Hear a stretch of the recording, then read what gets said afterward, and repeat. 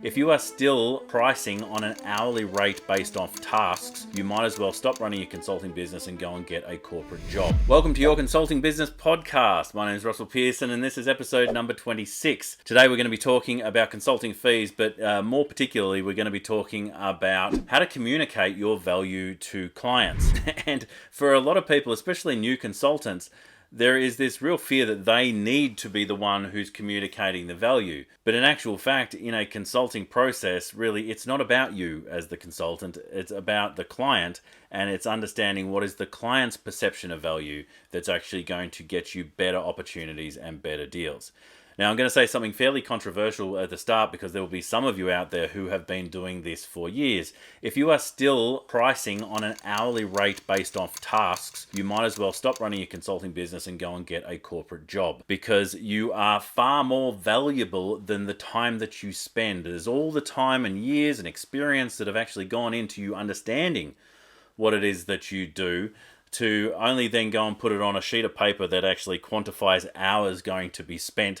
You're going to be one of three quotes. They're going to put it up against another quote and say, well, if they're all equal, we're going to go to the cheapest. And so we're driving the price of this industry down. So I think it's important for all consultants to understand what is value, and to understand that we really want to be selling on value because it's value that people value. It is value of the outcomes that makes all the difference, not the amount of work that we put into it.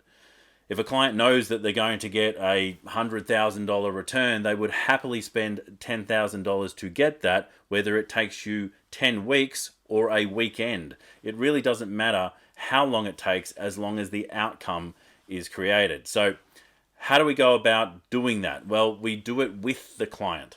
And so before we even get started, we want to know a couple of things. Number one, are we speaking to the decision maker? Are we speaking to the right person? Who should we be speaking to? Who is going to make the final decision? And when we're actually speaking to that individual, we really need to say, where is the value for them?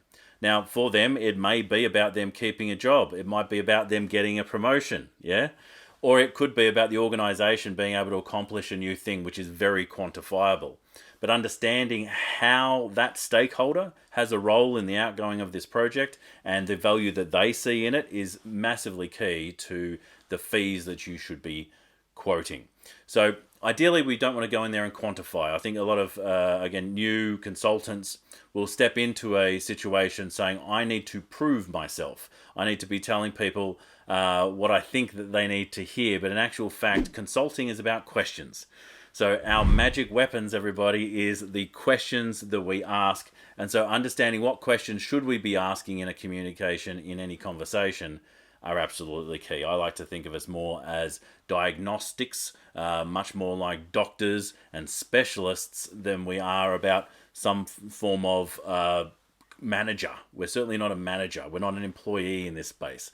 If we want to be a manager, we can actually take direction from the client and be told what to do, but that is not consulting, and it's certainly not advice. So as the advisor, as the consultant, it is up to us to pace and lead the process. So if we find ourselves sitting inside a buying process, the procurement part of an organization is trying to drive us through their buying process, then we need to really step out of that and start looking at how we can start speaking to the decision maker and asking them questions that are actually going to give a larger perspective on why they're trying to do what they're trying to do.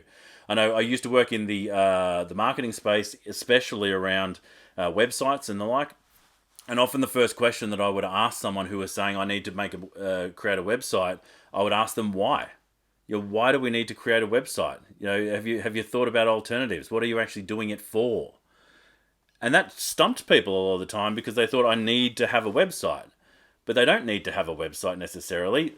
They need new clients, or they want to look the part, or they want to make sure that they represent themselves correctly, or they want the business behind them to feel like they're standing behind something, and the website represents that for people. So understanding the reasons behind the thing that they're wanting to do will enable you to step outside of that and actually say, all right, well, how valuable are clients rather than the website and creation of the website? How valuable is team engagement? How valuable is appearance, to you and your organization, rather than it be about a $5,000, $7,000 website. You will find that there's so much more value in ongoing client engagement, in team engagement, in really creating presence in your industry. So understanding the why behind that is absolutely key. So you really need to pace and lead the clients, understanding where they're at, but then take them to a place to see a larger picture. Now, the conversation around diagnostic, it's definitely something that we need to do. We want to understand who the right person is. Yes, absolutely. But then we need to get curious. What is this all about? Why are they doing it? What's it going to give them? All those different things. And really, I think at the end of the day is we need to confirm that what we believe to be the correct answer is the correct answer. Again, a lot of new consultants will jump to a conclusion. They'll actually jump to say, well, I've got the answer. And sometimes they'll even tell them the answer right in the middle of the session without any context, which actually just gets them into their brain and doesn't have them think about the why they're doing it, the purpose in the first place. They start looking at these little tasks. We don't want to do any of that sort of work. We want to actually make sure that we're understanding the client. So what's been going on? Why do we need to do this? What is it about now that's important in doing this? What have you tried? What have you actually tried to accomplish? What have you considered in that? And then you're able to say to them, oh, well, it sounds like this is the problem. Have I got it right? And at that point, then it's time to move on, and we'd start talking about collaborating. We're actually saying, based off our experience or the situation's very much like yours, there are a number of different things that we could do. Let's talk about how we can implement those. But ideally, we want to understand the gap, because the gap is what value is all about. Where are they now, and where do they want to be? That gap is the value that we're actually creating. It's because we'll get them from here to there. And if we can do that, then we have done our job as a consultant. We've created a piece of advice that was incredibly valuable because we enabled them to get from where they are to where they want to be.